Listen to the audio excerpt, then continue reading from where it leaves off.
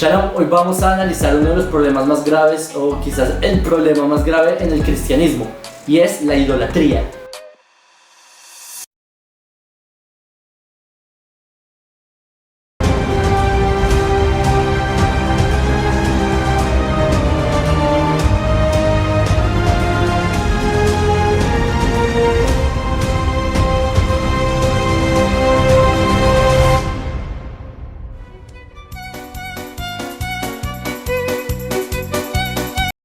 Shalom, bienvenidos. Hoy vamos a analizar un tema, uno de los problemas, o quizás el problema más grande en el cristianismo. Pero antes que nada decirles que, como ustedes bien saben, la Torah aspira a que no hayan religiones. Las religiones son sistemas artificiales creados por seres humanos para oprimir el espíritu humano.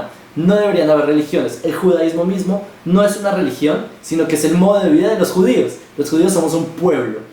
Y el judaísmo es como decir el francianismo para los franceses, no sé, colombianismo para los colombianos. El judaísmo es de los judíos, del pueblo judío.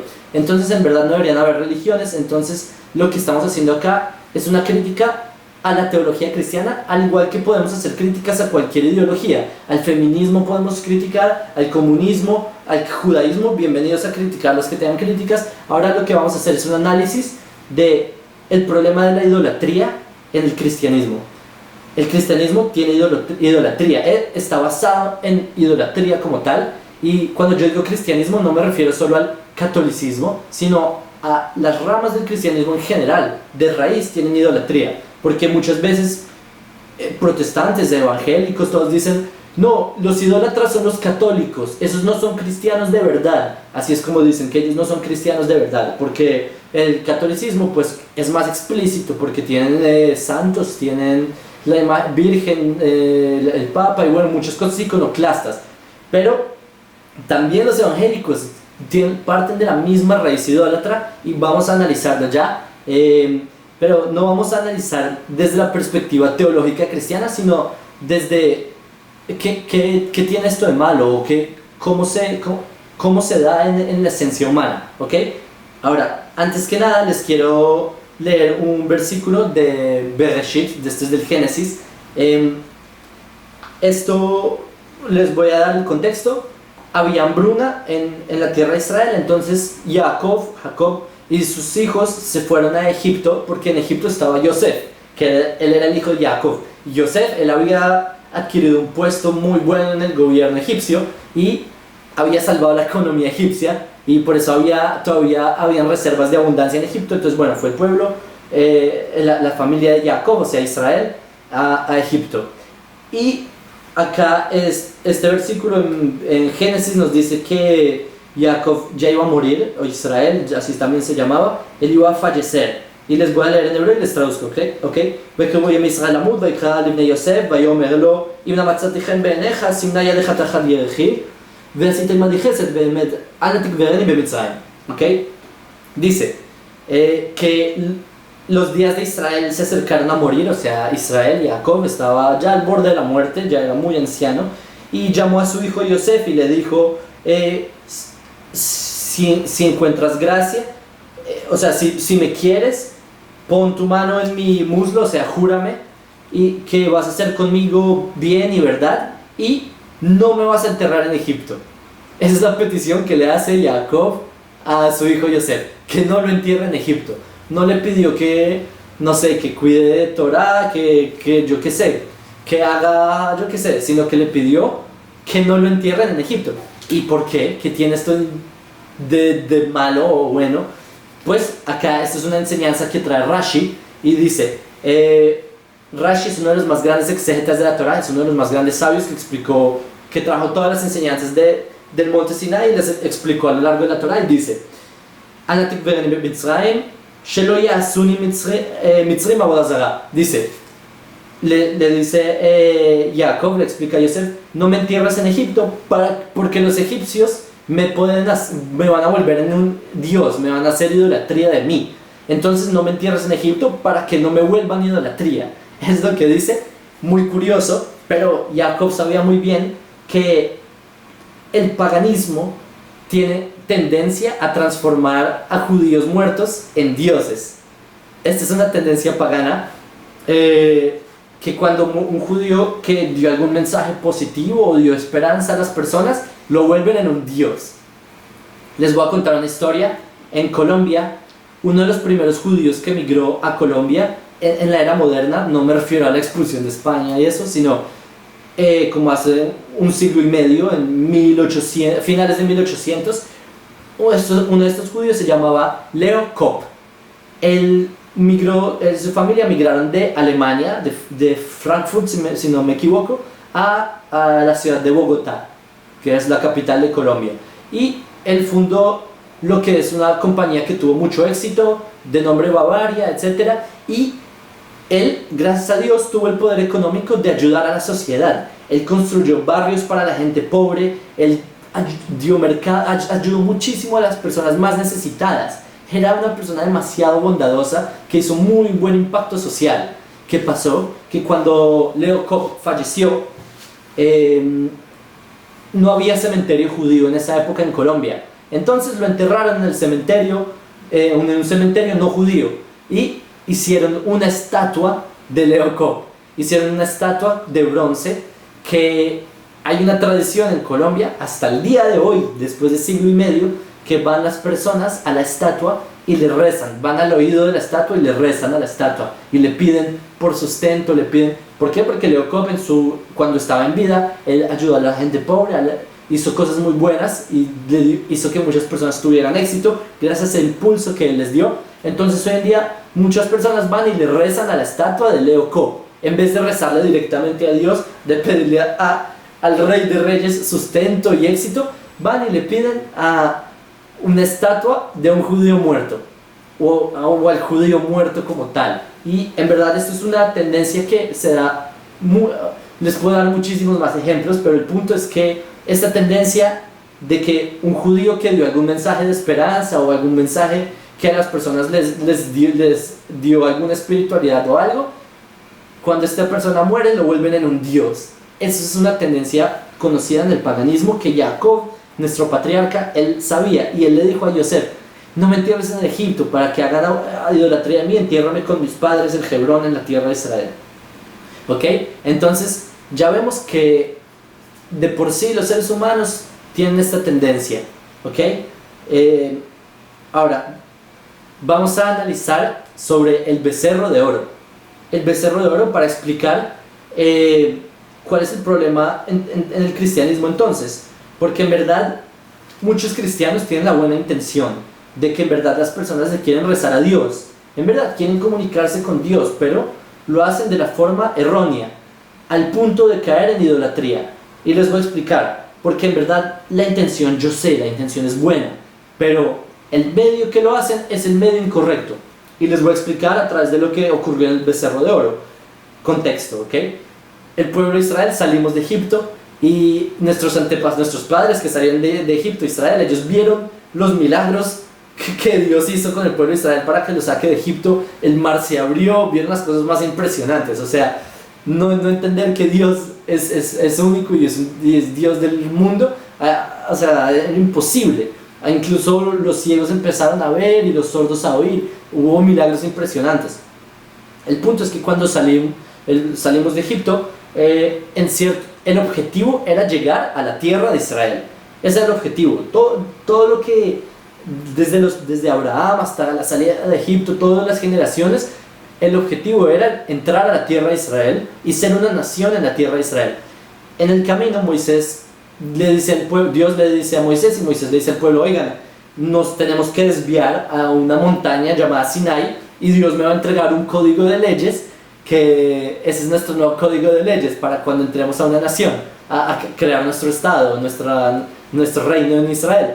Entonces el pueblo dijo: bueno, no sabíamos que también había un código de leyes, creímos que solo el objetivo era entrar a la tierra de Israel, pero bueno, si ahora Dios decidió que es esto, pues bueno, vamos. Entonces en verdad se desviaron y fueron al Sinai. ¿Qué pasó? Moisés subió al Sinai y se estaba demorando mucho y el pueblo estaba en mucho estrés. Piensen que todo este tiempo el pueblo había estado muy cercano a Dios. El pueblo había visto los milagros más grandes. Eran como, ustedes saben qué es el síndrome de abstinencia. Las personas que tienen adicciones, cuando les quita la adicción, las personas tienen abstinencia, las personas quieren nuevamente consumir de la adicción. Esto es una analogía para explicarles. El pueblo quería la presencia de Dios, querían. Pero el problema es que las personas, pues acá los que habían salido de Egipto, tenían la única forma en la que ellos se sabían comunicar con Dios era a través de Moisés, porque Moisés era el profeta. Moisés era como el canal, como lo que les permitía comunicarse con Dios. Ellos todavía no tenían una forma de rezar, no sabían cómo más comunicarse con Dios si no era a través de Moisés. ¿Qué pasó? Que se fue Moisés. Y les leo, acá está, esto está en el Éxodo, en capítulo 32, Lamed Bet, y dicen, les voy a traducir de una, y vio el pueblo que se demoraba Moisés en bajar del monte, y se reunió el pueblo donde Aarón, el hermano de Moisés, y le dijeron: levántate y haznos un Dios, que un Dios para que podamos ir a él, porque Moisés no está y no sabemos qué pasó con él. Entonces vemos que el pueblo está desesperado de comunicarse con Dios. En verdad la intención era buena, ellos querían la presencia de Hashem, de Dios, del único, del Rey de Reyes, pero en su desesperación y de no saber cómo podemos hacerlo si nosotros no tenemos todavía estas herramientas de lo que sea, redes y todo eso, no sabemos, no tenemos ni idea, sacrificios, nada. Entonces le dijeron a Aarón: tú eres el sacerdote, tú sabes cómo, haznos un Dios, muéstranos qué. Entonces, ¿qué pasó? Que se terminó fundiendo un becerro, y este fue el error en el que cayeron. Y el error acá es la materialización de Dios. La intención es buena, sí, pero materializar a Dios, eso es el problema. Y esto es en lo que cae el cristianismo, que, Jesús, que es la deidad en el cristianismo, ya dijimos que de por sí está esta tendencia a volver a un judío en un Dios, pero no solo eso, que Dios para poder ser, porque les voy a decir, yo entiendo, es muy difícil tratar de creer en algo o tratar de querer algo que uno no percibe. Es muy difícil. Ni siquiera basta con la imaginación, porque ¿cómo podemos imaginar a Dios? O sea, no hay forma. Y en verdad, la tendencia humana es tratar de materializar, porque si no lo sentimos, si no lo vemos, ¿cómo podemos creer en Él? ¿Cómo podemos adorarlo? ¿Cómo podemos manifestar nuestro agradecimiento?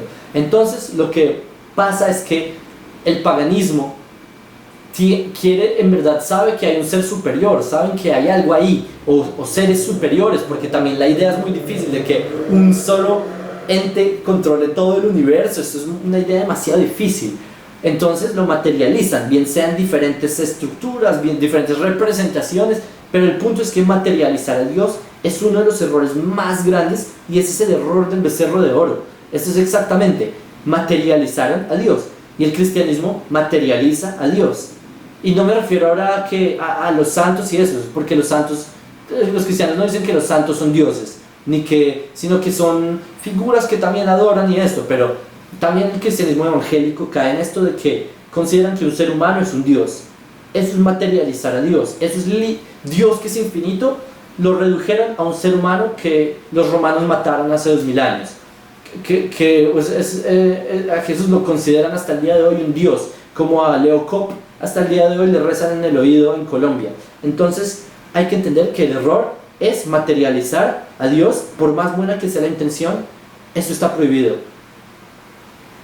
Entonces, esto es un error del paganismo. Esto es un error que tiene su fuente en el paganismo y se manifiesta de forma pagana. Entonces, a todos los que estén viendo esto, y ustedes, muchos que siguen esta página, son personas que seguían el cristianismo y lograron salir del cristianismo, lograron llegar al raciocinio de que Dios es muchísimo más que una idea limitadora de Dios. Ustedes saben que sale de todas esas definiciones. Entonces, para los que estén viendo esto, los felicito porque ustedes llegaron a esta conclusión por ustedes mismos, pero lastimosamente muchas personas creen que en verdad están adorando a Dios, y creen que se están comunicando con Dios a través de cualquier representación. Y representación me refiero a cualquier representación del cristianismo, bien sea una paloma, bien sea un hombre como tal. Entonces hay que tener mucho cuidado, ¿ok? Ahora, ok, este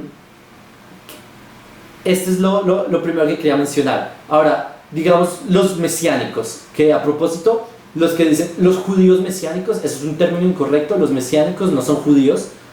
Los judíos que creen en Jesús son una ínfima minoría. Yo diría que la misma cantidad de judíos que creen en Jesús son la misma cantidad de judíos que se convirtieron al Islam. Son una minoría de la minoría. Entonces los mesiánicos son, a mi forma de verlo, son simplemente una rama más del cristianismo que dicen ser judíos. ¿Por qué? Porque se ponen talit, se dejan barba y se ponen tefilín y cuidan Shabbat. O sea, hacen rituales judíos, pero en verdad son cristianos que hacen rituales judíos, ¿sí? Porque ¿cuál es la definición de cristiano? Un cristiano es alguien que cree en Jesús. Esa es la definición, no me la inventé yo, es la definición propia de qué es un cristiano. Entonces, los mesiánicos son cristianos que hacen rituales judíos, ¿ok?